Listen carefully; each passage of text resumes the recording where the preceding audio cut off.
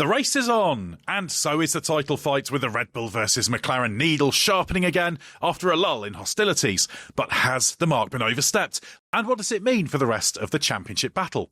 I'm Ed Straw, and with me to scrutinise a fierce team rivalry are Scott Mitchell-Malm and John Noble. John, everyone will have heard about Red Bull's interference with McLaren's marker tape on the Austin pitwall by now, but is this just the first salvo in a new war between the two teams? I don't know if it's the first salvo in a war, but I think it adds a kind of intriguing kind of extra bit of spice to the battle now, because we've had numerous races where Red Bull and Max Verstappen have said, oh, we're taking this one race at a time. You know, that's all we can do, and the championship will take care of itself. And then suddenly, the very fact that, you know, Red Bull I wouldn't say deliberately doing anything nefarious or massively out of order, but the fact, whatever this was, whether it was a bit of a game, whether it's a bit of pettiness, whether it's a bit of what we can call shithousery from them against McLaren, but I think it shows there is a rivalry there. It shows that now things are getting serious and every single element is going to count. And I think it's setting us up for an amazing end to the season. Scott, there's some who've kind of made this out to be a storm in a teacup. After all, it's just some tape on a wall, isn't it? Do you have any sympathy with that? Or do you think that this is justifiably something that's really sparked the imagination for quite a few fans? I think it's both. I think it doesn't have to be the world's biggest controversy for it to be something of value and meaning. The main point is that Red Bull team members wouldn't be doing this if they didn't think there was a reason to do it. And sometimes that reason can just be to be a nuisance. It's the kind of low stakes shenanigans that break out when there is, you know, maybe different kinds of sporting cultures at work, and it's not my place to say sort of which one's right and which one's wrong, but there's everybody has a different definition of fairness. You know, some people will just say that it's all fair in love, war, and F1 title battles. So as long as there's not a strict breaking of the rules, and I'm not going to jump ahead too much, Ed, because I know this is something that you feel very strongly about, then surely everything's fair game, even if it's not fair to someone's particular opinion of it. So no, it's not the most it's not the most serious breach or act or heinous crime that we'll ever discuss on this podcast, but that doesn't mean it has no value. And as we'll get into, it's more kind of, it's one other factor, another variable that feeds into why this is becoming an increasingly more captivating title fight on track. And then, yeah, it's supported by some off-track stuff that's getting a bit more spicy as well. Now, if you think back to the beginning of the season, there was all sorts of needle going on, wasn't there? And we've had, going into last year as well, some agitation and all the water in the tyre stuff and the stuff with the adjuster of the bib that McLaren were concerned about. So question marks on both sides. But John, I'm pretty sure not very long ago, we had Zach Brown talking about how, you know, the change of regime at Red Bull means it was kind of getting things back onto normal terms, etc. Hostilities ceased. So this just suggests that's not the case, doesn't it? Yeah, but I think there's a world of difference between having these friendly relations off track, where you can say, you know, we're working together, it's important we kind of unify and have a vision for the future, and this makes F1 great. And then you get to 3:00 on a Sunday afternoon and everything is a massive battle and it's all about success and delivering that victory. And this is an element of it. We don't yet have any answers from Red Bull about, you know, how far up the chain does this go? Is this something that mechanics have done off their own back to annoy fellow mechanics at McLaren? Is it something that's been mandated and pushed for from above? Is it something that Laurent Mekker said, let's do that and annoy McLaren because it'll just be just stir the pot a little bit? So these are the things that I think will be fascinating to find out in Mexico. And it'll be fascinating to find out in Mexico, you know, what McLaren's reaction is. Are they going to laugh it off? Will they do some stunt? Remember Zach Brown and his tyre water bottle in Miami? Just a bit of a cheeky way of digging it. Will they make a big song and dance of the tape?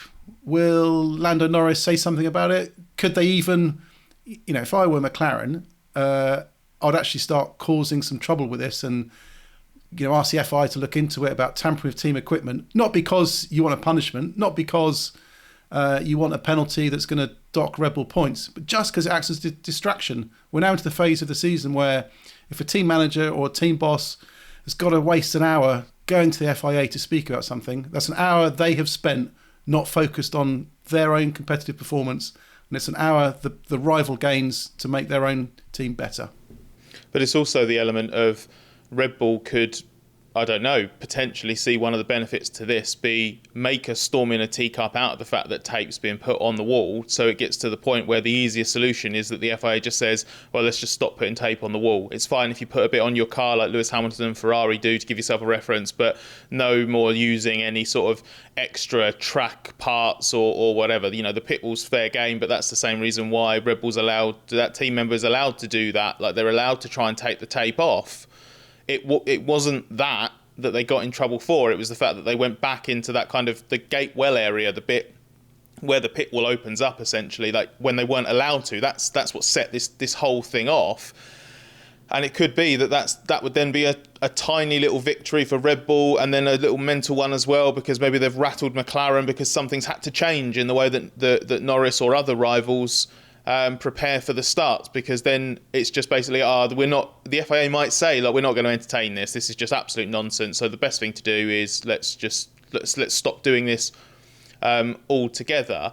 And I am curious to see what the reaction from all parties will be in Mexico. The only thing I would say is on the McLaren side, I suspect McLaren's quite okay with this having got out there. It's interesting. You know, it was our story on the Sunday night in Austin, but it was interesting that it didn't come about because one party was like pushing it, which is, you know, I think it's fair to say, John, you know this very well. Both teams involved in this, McLaren and Red Bull, have plenty of history of proactively briefing on things that they want to get out there. But this actually didn't come from that. It was more just once it started to emerge, nobody was bothered about burying it, basically. So I suspect McLaren's not going to be unhappy that this could be a talking point going into Mexico, maybe some extra eyes on Red Bull. But yeah, curious to see more sort of what the Red Bull and FIA reaction is. What would you do if you were Red Bull, John? Because they know it's going to be a talking point this weekend. You've mentioned that you try and take advantage of it if you're McLaren. What do you do if you're Red Bull? Deny all knowledge of it. Just say that, no, that wasn't our intention to go for the tape. I think it's just been it was a bit of a joke between the mechanics pretending to try to take the tape off and play the whole thing down if I were them. So Red Bull downplay it, McLaren upplay it and try and be as annoying as possible. But this really is quintessential F1 though, isn't it? Because yes, it sounds petty and silly, but there's a championship at stake now, and you'd have to say, Scott, that this probably wouldn't be so heightened if Verstappen hadn't shoved himself into Drivers' Championship contention unexpectedly, would it? It just means the whole thing just erupts. I mean, it's not like 2021 with Red Bull versus Mercedes that got pretty nasty because it was just a battle drawn out over the whole season. But I can see this kind of just ramping up over the final 5 events as long as there's still a live Drivers' Championship fight between Verstappen and the 2 McLaren drivers. Yeah, it's in be a nuisance territory right now, isn't it? Rather than anything kind of sort of nasty or kind of ill-intended.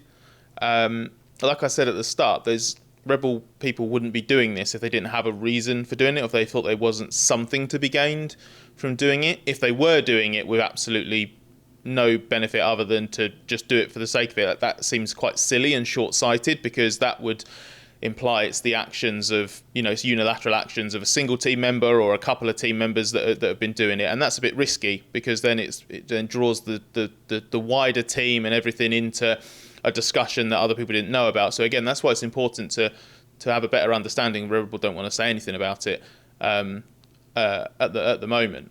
But yeah, without the sort of wider championship narrative, I don't even know if this happens at all in the first place. I know it happened before Austin. It's definitely happened at least 1 or 2 other races.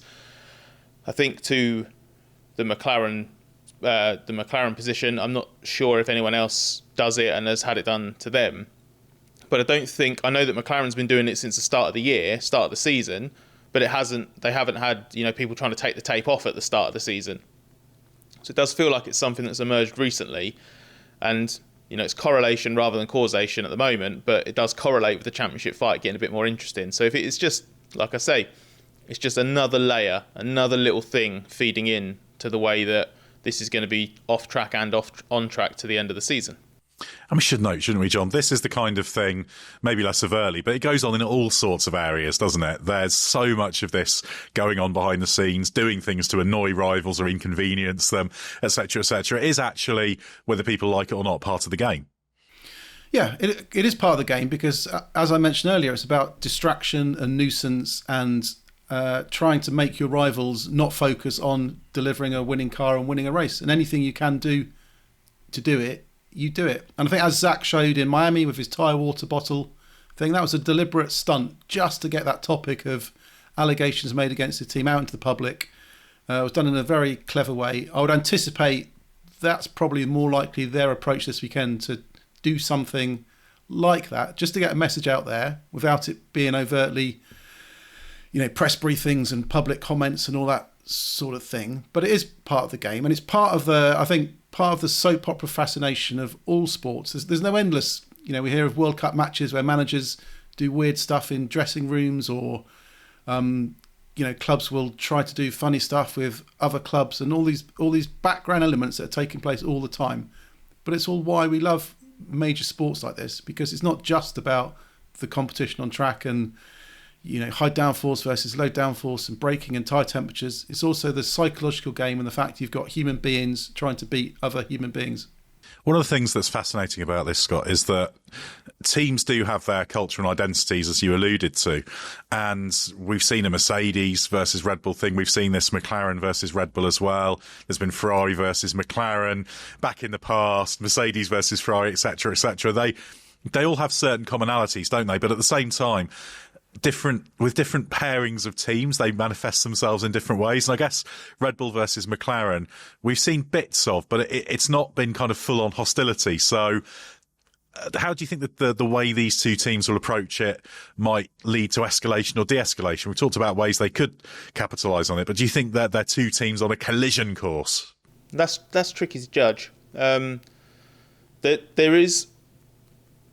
been kind of like a bit of a smouldering intensity building there. Like it's never really it's never broke out into, it's not erupted into flames, certainly. I think Horner and Brown sort of got there a little bit. There was obviously personal animosity there as well, which sort of fed into it. But McLaren versus Red Bull as entities, it kind of it was more of a background fight, and it would occasionally spill over into the public area. But it was nothing like, let's say, Mercedes versus Red Bull in 21, or even Mercedes versus Ferrari in the second half of 2019 with the engine saga that was going on there.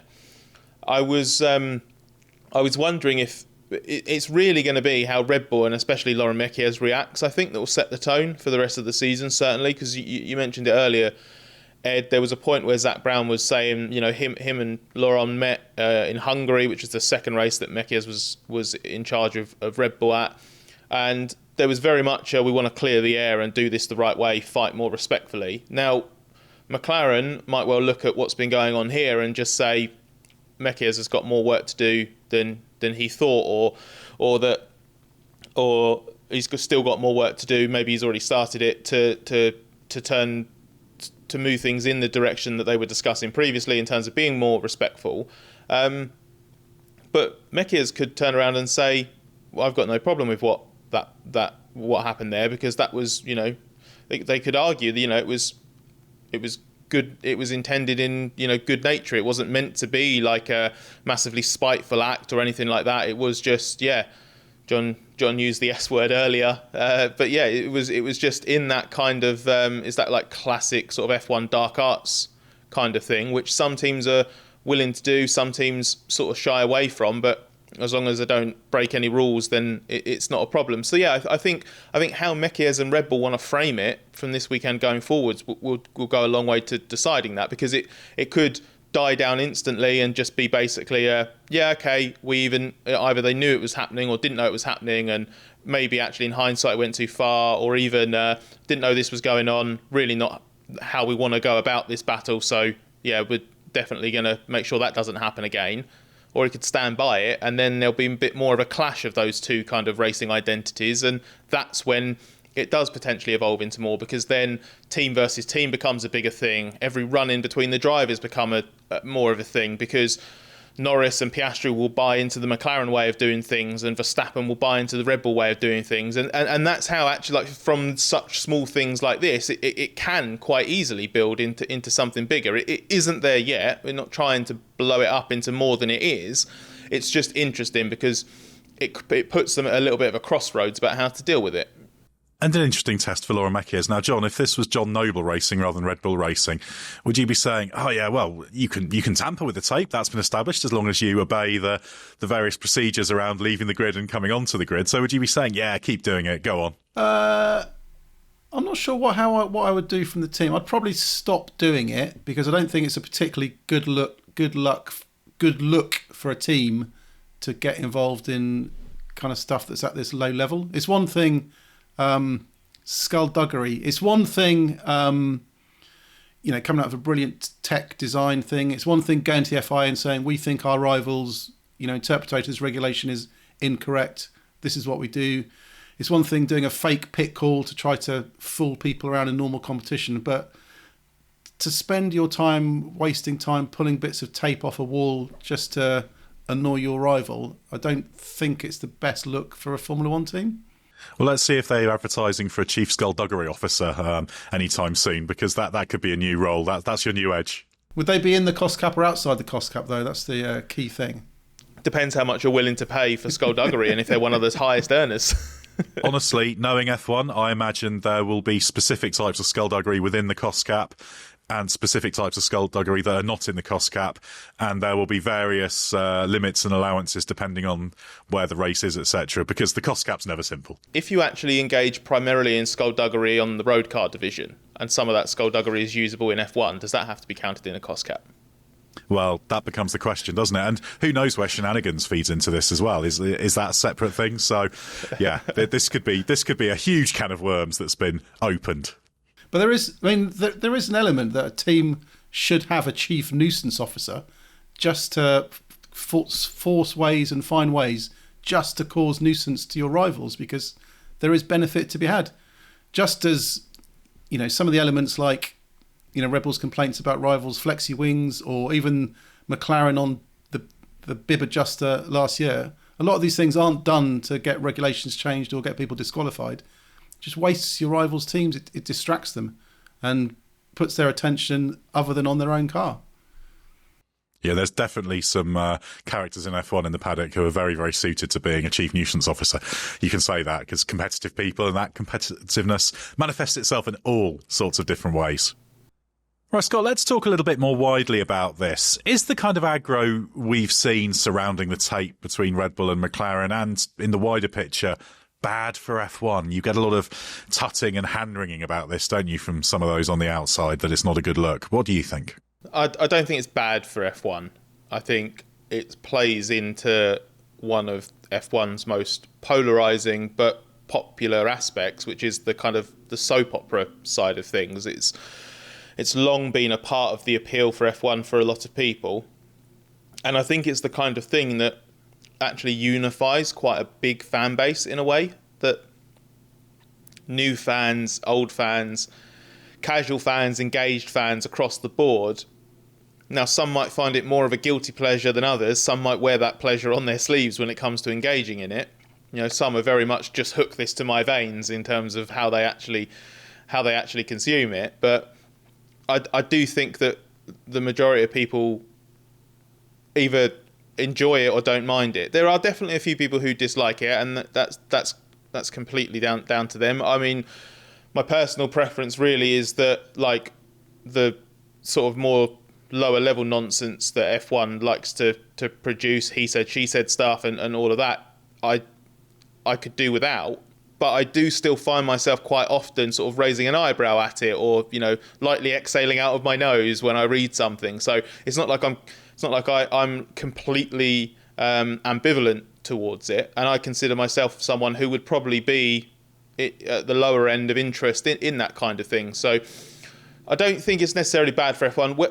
Where it becomes a problem is when it snowballs into the slightly bigger stuff, and also if it does start casting people into certain roles, depending on the fan base. If you start to see things as heroes and villains, that's where it can sometimes get a little bit spiteful. There can be bigger brushstroke accusations levied at teams, which is what's happening now with Red Bull off the back of Sunday, and that's not nice for different people involved in it. And that's one of the things I have some sympathy for within Red Bull over this, because Mekies has gone out of his way several times since becoming team boss and since the team's form has picked up to say it's nothing to do with him, it's all the hard work of the people back at base, a lot of the unsung heroes, not just the people trackside and whatnot.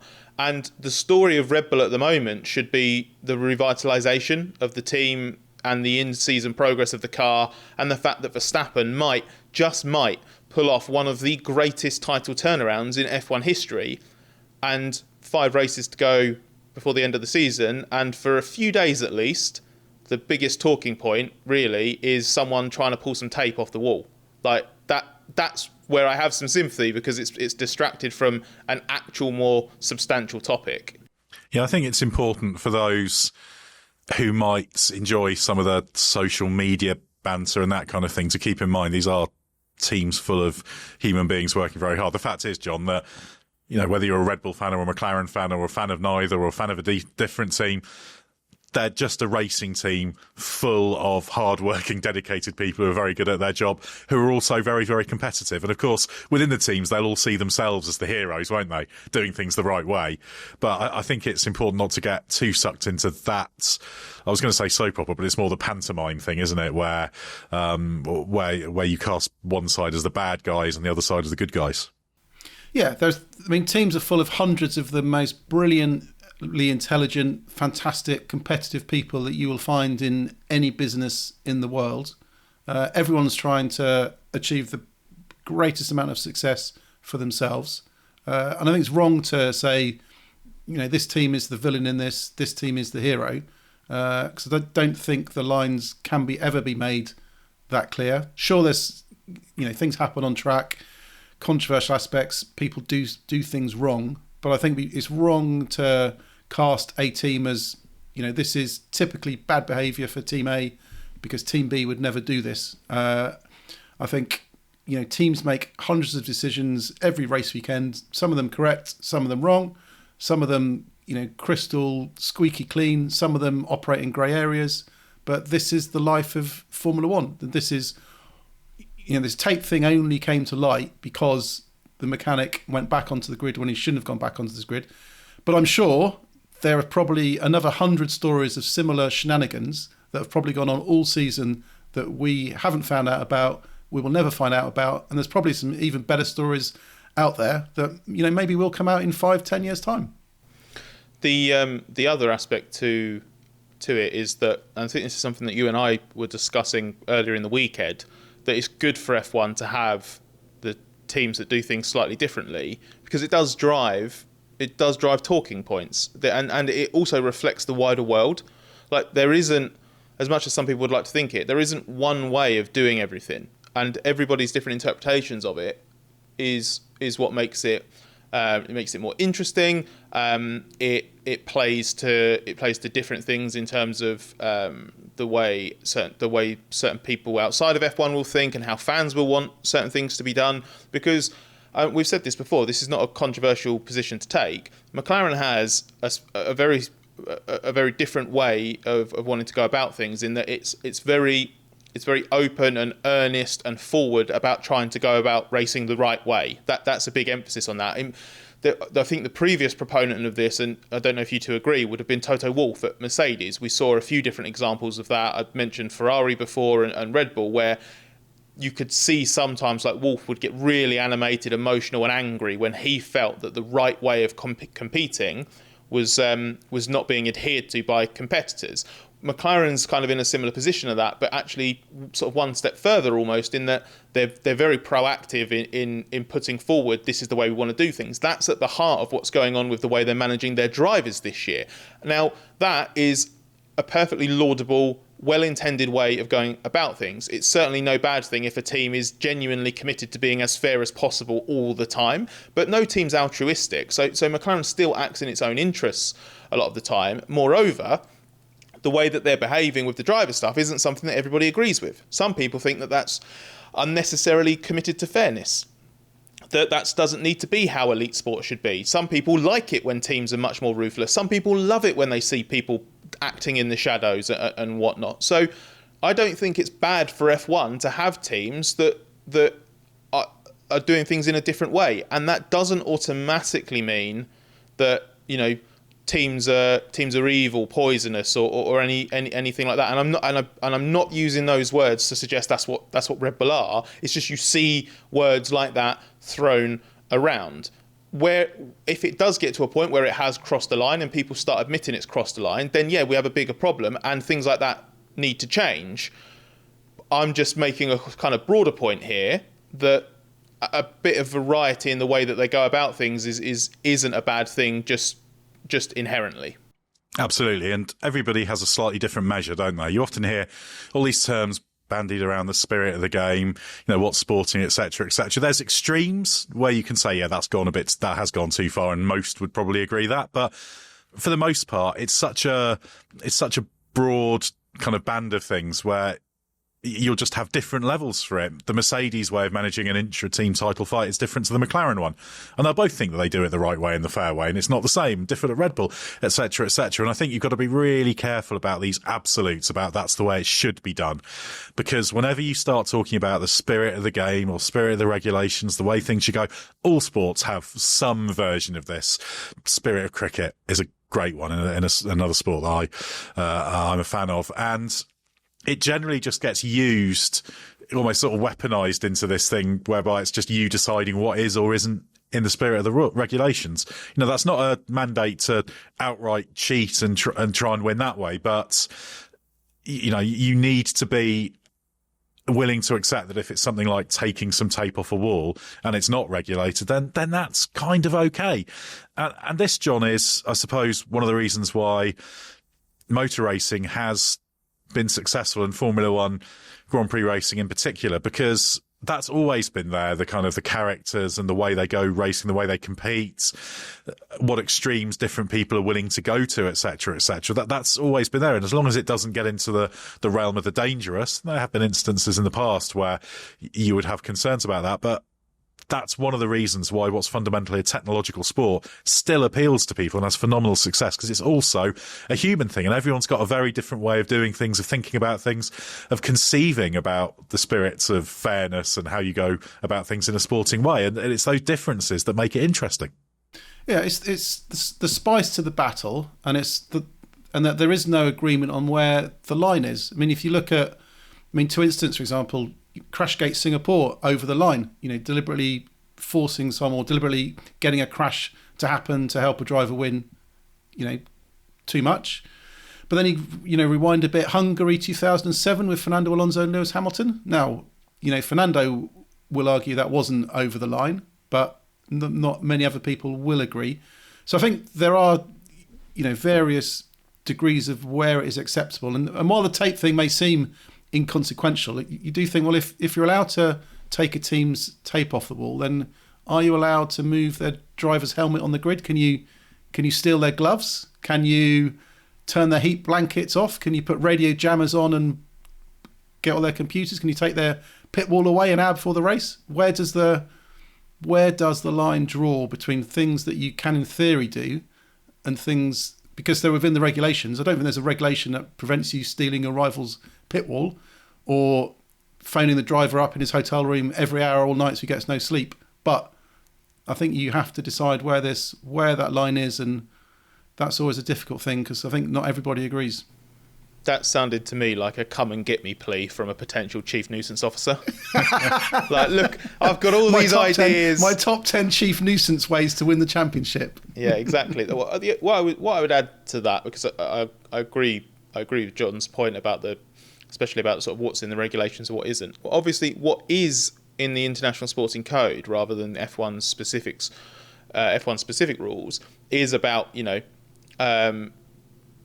basically it's the regulatory equivalent of doing things the right way and doing things sporting and fairness. And you'll remember that Lando Norris got a penalty in Canada last year, wasn't it? For what was the wording? I can't remember the specific wording, but it was basically because he backed up the field before coming into a pit stop behind the safety car to make sure that he didn't get held up when McLaren did a double stack.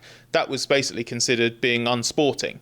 And McLaren were livid about that because that wasn't an unsporting act. It was fairly, it was a version of something very commonly seen in Formula One.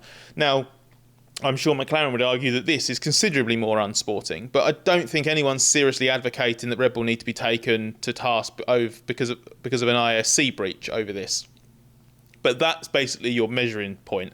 If people want to know at what point does it go too far, it's basically when the FAA decides that threshold has been met, and that's a very, very subjective viewpoint and probably impossible to quantify. It might well be just a classic case of you'll know it when you see it, but actually defining it in the regs isn't possible. And the reason I don't think this goes that far is because this could very, very easily be ended this weekend if Mekies or someone at Red Bull comes out and goes, yeah, fair cop, like we didn't think that was too much of a problem. We understand it's become a bigger thing.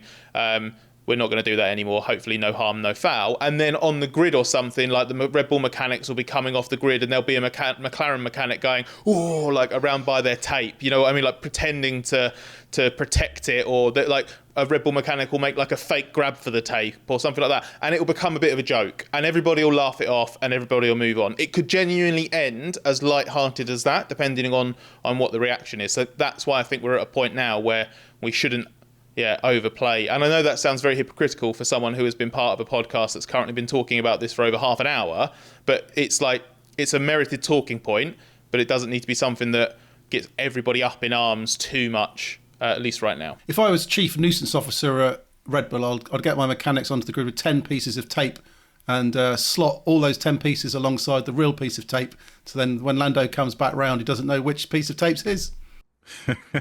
Or you could, if you're McLaren, develop some kind of double-layered tape thing so that when they go to peel it off, it's like, aha, there's one under there. You can't get that now because you've taken your one chance to go off. Just, that all of these things people will be thinking of. And I bet for all the countless things that are done, including those we don't hear about, there'll be loads that people will have thought about doing as well, because there is a grey area, because obviously you can't, for example, walk out onto the grid and stamp on your rival's front wing or something, or properly vandalise something. Clearly, that's not acceptable. But there's so much of this stuff that I dread to think what people have considered doing.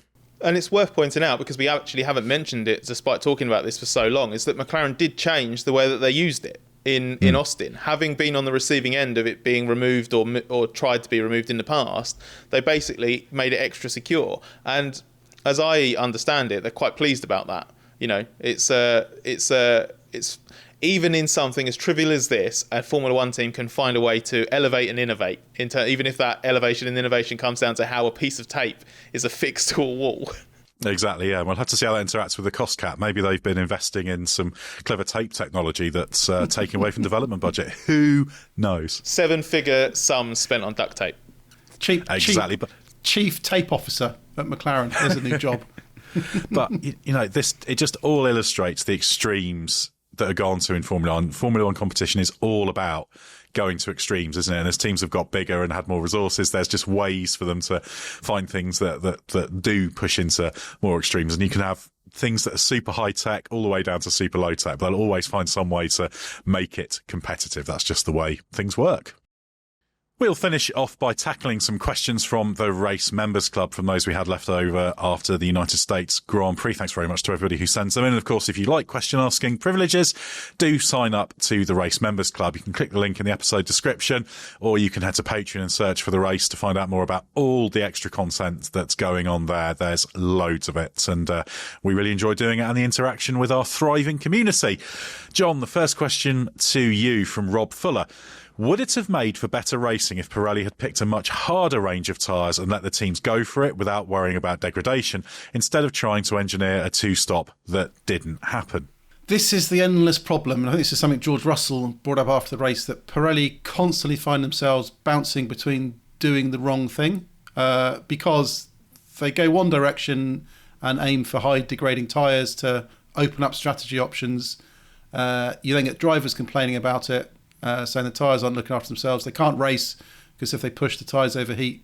So everyone complains, these tyres are degrading too much. We need tyres that don't degrade. So then they flip the switch, create tyres that are more robust, don't degrade, and then we end up with the one-stoppers because teams are brilliant at managing tyres and they know perfectly how to manage it. So that's what we had at the start of the season. Now they've tried to engineer two stops. A two-stop race, is more entertaining than a one-stopper, but it's a very difficult thing to do because you're hemmed in by a limited number of compounds for the season, and you're trying to protect yourselves at both ends of the spectrum. You don't want the soft to be too soft that it doesn't last the qualifying lap, but you don't want the hard to be too hard that it's a completely useless tyre and a complete waste bringing it. And you don't know where these things pan out before the weekend. Austin was hot, super hot last weekend, and it turned into one stopper. But equally, it could have been. I've been in Austin when it's been freezing cold, and then things are totally different. So I think Pirelli's problem is whatever it does, invariably it ends up doing the wrong thing because it's chasing a moving target that nobody knows, especially what that target is. And of course, the thing to remember is the ideal thing you want is that it's a choice between, say, a 1 or a 2 stopper or a 2 and a 3 stopper, because that's what creates the most variety. But in order for that to happen, you need to have a relatively narrow gap between the overall theoretical pace. But if it's relatively narrow, the gap, you're always going to be better off managing, aren't you? Because then you don't sacrifice track position. But if it's big enough that you don't have to do that, then it just pushes everybody into going for the extra stop, because otherwise they're just going to be really easily passed. It's such a hard sweet spot to get into, and I think there's definitely room for improvement in the tyres, particularly on temperature sensitivity, but they have improved that this year. And as George Russell said, that's actually had some negatives. There's no easy answer. Right, Scott, a question to you from Jack Aitken. Our Jack Aitken, as we like to call him, not the one-time Williams F1 driver. What's happened to Oscar Piastri's pace over the past few Grand Prix? Have the car's traits moved away from his liking, or has his confidence just taken a hit? Well, as Oscar himself said during the Austin weekend, he would dispute the suggestion that it's been multiple weekends in a row, because in Singapore he felt very competitive. He felt quite quick in Singapore, and it was just the track position element after the incident with Norris in the first sequence of corners that set his race. And actually in Baku, by the time qualifying came around, Piastri was actually not in a bad place pace-wise, but he didn't do a good job. He crashed and made a misjudgment, and then he had the awful first lap and retirement in the Grand Prix. So no, it's not been a good run, not by any means. But Austin was the first time I think there was like a real red flag in terms of his own overall like pace and performance. And that's why he was saying at the end of the weekend he's not really worried about where Verstappen's points gaps got down to. It's more trying to understand why he was so poor. And one thing that Andrea Stella revealed after the race, when I asked him about what clues have there been in terms of why Oscar struggled this weekend, I'd not heard this before, but Stella said that Piastri struggles when the track's low grip, and you really need to force it in terms of the front end, but also pushing both axles without locking them in such low grip conditions. And that is an area where Piastri still has room to improve. They expect him to improve quite quickly because that's historically been the trend, and he does have weaknesses or opportunities to get better, as Stella likes to put them. He acts on them quite quickly, and there would have obviously been good data from the Grand Prix, having missed it from the sprint, which was another factor in Piastri's weekend. He needed a weekend like we've seen a few times this year, where just he chips away at it through practice, and by Q2 and Q3 he's exactly where he needs to be.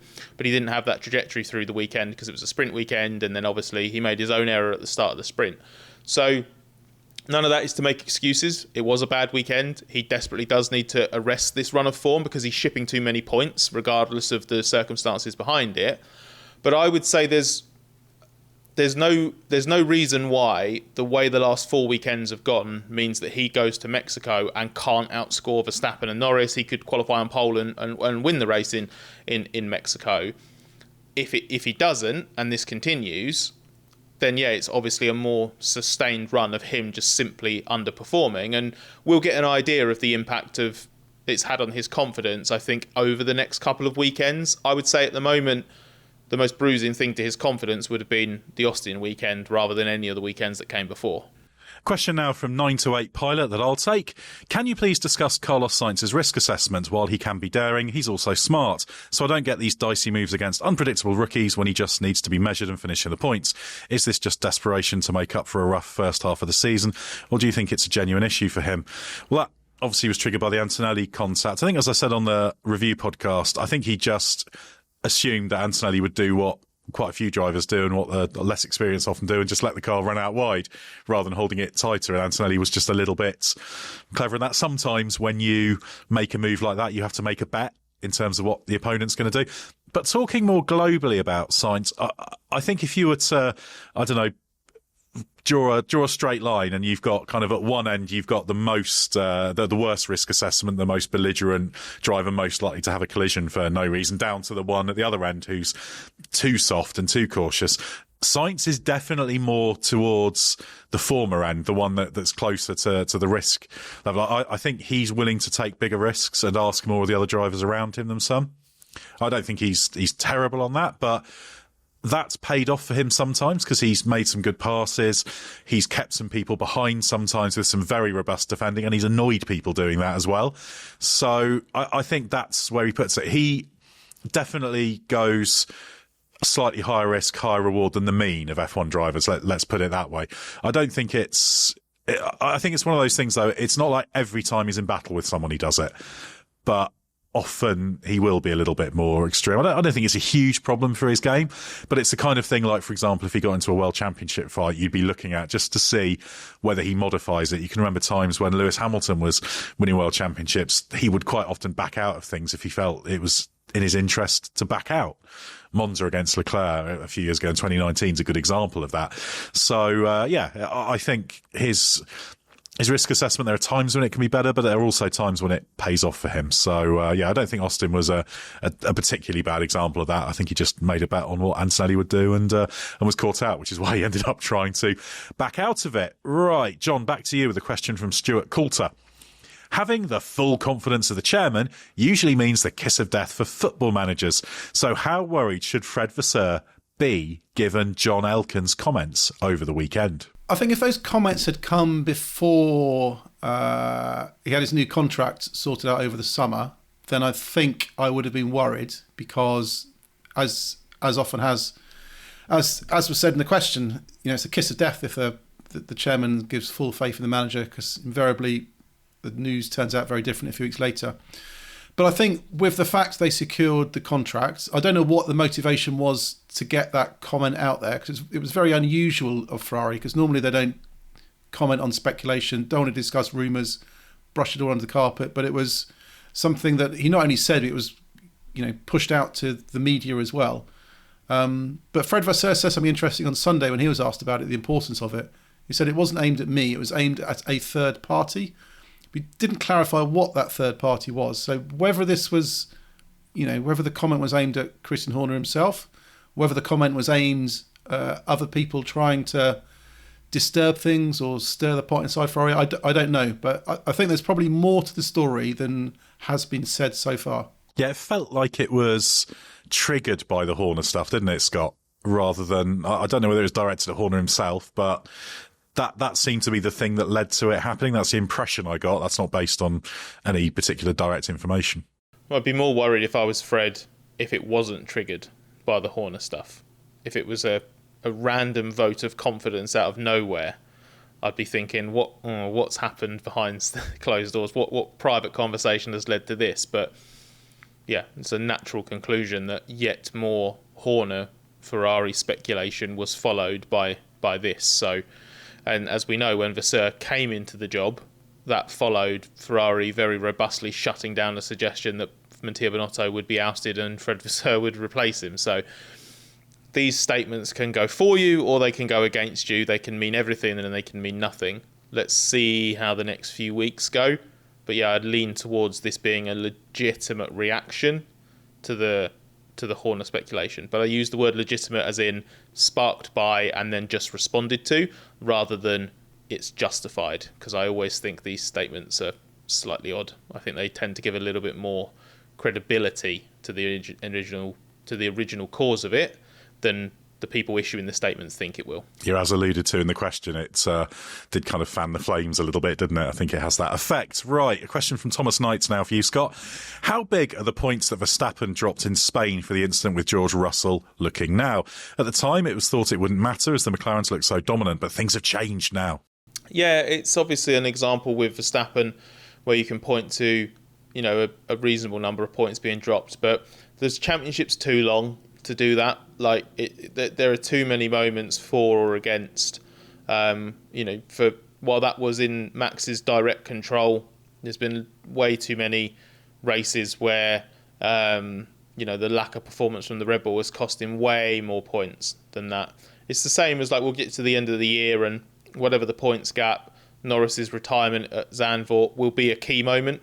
And some people will like to frame it as the key moment and the thing that cost him the title, but it won't be. It will be one of several significant things. And when the year shakes out, some are more significant than others. So I think I don't know if it'll be something that Max kicks himself for in hindsight. I think the fact that he admitted at the time it shouldn't have happened, which was already rare for him, means that there was at least some element of regret to it. And it is certainly one of the few things I can think of this year. It might even be the only thing where you look at it and go, that's definitely where he cost himself a certain number of points. So maybe it does have a little bit more value than others, just specifically because of that. I think it's all too easy when a championship, you know, however it shakes out, if it ends up very close, you end up picking out endless moments that could have changed it. I mean, there could be a scenario where if Max wins the championship by 1 point from Piastri, we could argue that Zandvoort, actually, of Norris's engine failure, was the day he lost the championship because Max gained the points that actually would have helped overcome Piastri in the end. But you can get yourself endlessly wrapped up in chaos like this. You could argue Silverstone, if it hadn't rained on Sunday, Max Verstappen would probably have done much better, would have won the championship. So I don't think you can go back and pinpoint, because all endless drivers, if they all operated perfectly, the championship picture would be completely different anyway. It's also like one of those things where it's just quite tempting to identify certain things because you found something interesting. I don't know if you remember this, Ed, but late last year we were pondering, as the Ferrari-McLaren constructors fight got super close, we were pondering the potential scenario where there would be an argument to be made that Ollie Behrman had won Ferrari the Constructors' Championship. Like, if Ferrari had edged McLaren by like 3 or 4 points, then the job that Behrman did as a stand-in in Jeddah, you could argue, you could make a legitimate case of that did it. Obviously, there would be many moments over the course of the season where you could say, that gained Ferrari a few extra points that made the difference. But that was obviously a very different and extreme example. But it's the kind of thing that you can do because we're all trying to please the narrative gods, and there's just something about that that's just quite nice, so we get a bit excited about it. Yeah, I think obviously the Verstappen one, the Spain thing, because it didn't need to happen, probably gives it a little bit more weight than it normally would, whereas you wouldn't necessarily say that, for example, he spun at that safety car restart Silverstone. That was a mistake, but that was kind of a normal mistake, if you want. It's like, well, yes, that's cost you, but I think probably it was the fact that the Russell thing kind of was in his control, and it was a mistake. He did it, but it wasn't what I'd call a driving mistake. That's my view of it anyway. But you're absolutely right. It's 24 races plus 6 sprints. So there's a lot of factors that decide championships. And if it's really close at the end, often it's just a coin toss, isn't it? It's just at what point you run out of races if it's really, really tight, whoever happens to be ahead. Right, the final question from David Edwards that I'll take.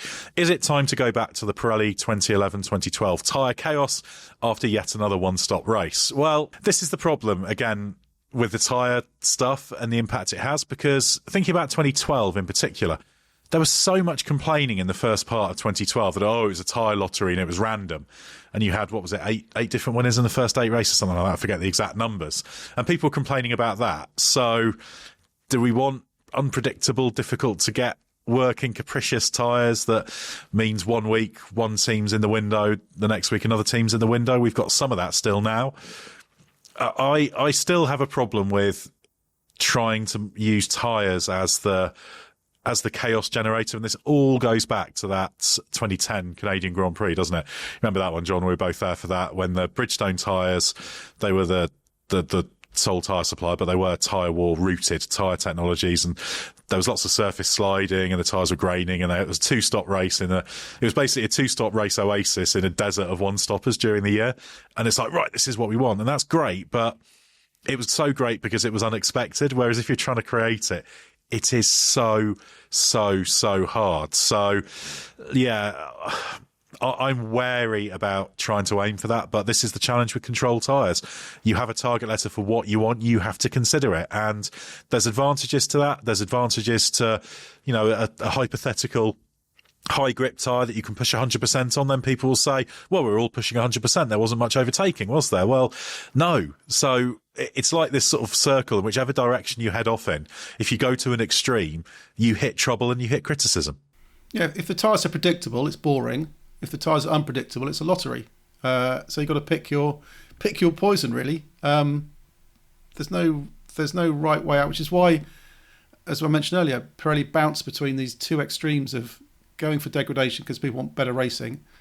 And then they complain about the degradation making it not very nice for the drivers. Then they make tyres that are more robust, and then we all complain that the racing's not very good because they're boring one-stoppers. So then the next step will be more degrading tyres, and the cycle will continue. Yeah, it is absolutely a cycle. We see another example of that with the whole stuff with the pit lane queuing, and we had people suggesting it's a legitimate idea. Oh, why don't you say you can't stop in the pit lane? It's like, well, they said you need to make the gap in the pit lane to stop them doing it on track. And, it's round and round and round. So it is very, very difficult. The main problem is, I guess, compared to the past, is if you have an open tyre formula, it kind of takes care of itself, and it kind of occurs naturally based on how good the tyre manufacturers are and how well certain teams work with them. But that also brings its own disadvantages as well. So, yeah, there's just no easy answer with the tyres. But by and large, I guess if you had to make a choice, it's to an extent better to have unpredictability and a variety of winners. But at the same time, there's lots of championships in the world outside of Formula One where I think things are too unpredictable, because if it gets all over the shop and it becomes amorphous, there's no storyline. Suddenly, there are no shocks. There are no unexpected things happening. It's just a race happens and somebody wins this week and then somebody wins next week. And that's where it goes too far. So you've got to be really, really careful what you wish for there, even though we all obviously are wishing for better. Right, well, thank you very much for all of those who sent in questions. Thanks, Scott and John, for your excellent answers. It's, of course, Mexican Grand Prix coming up straight away, so me and Scott are now going to head towards the airport to fly to Mexico City. So stay with us for everything you need to know from the world of Formula One.